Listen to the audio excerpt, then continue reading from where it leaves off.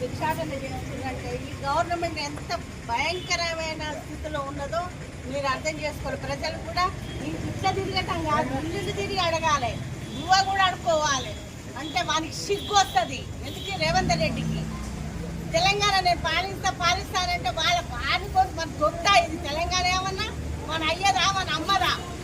మన అందరికీ మనం అందరం ఖర్చు చేసి కనీసం హాస్పిటల్లో పనిచేసేవాళ్ళు అవుట్ సోర్సింగ్ చేసి మన హాస్పిటల్ ఎట్టుకోవాలి. వాళ్ళు ఎంత భయంకరమైన పనులు చేస్తుంది, ఎత్తిపోతుండ్రు రోగులకు.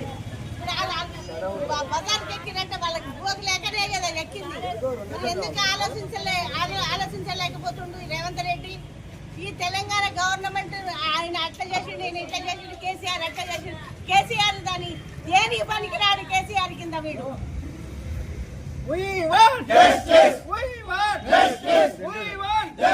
పెండింగ్ లో ఉన్న జీతాలను వెంటనే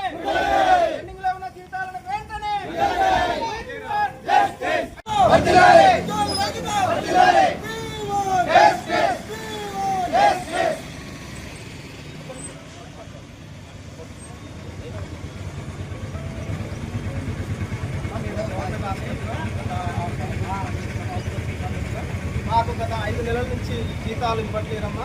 జీతాలు రాక మా కుటుంబాలు పోతున్నాయి. ఆర్థిక పరిస్థితి బాగాలేదు, కుటుంబ పోషణ భారమైంది. అందుకనే ఈ విధంగా మేము జీతాలు రావట్లేదు కాబట్టి భిక్షాటన చేస్తున్నాము. మీ వంతుగా మాకు సహకారం అందించాల్సిందిగా కోరుతున్నాము. ఉద్యోగులు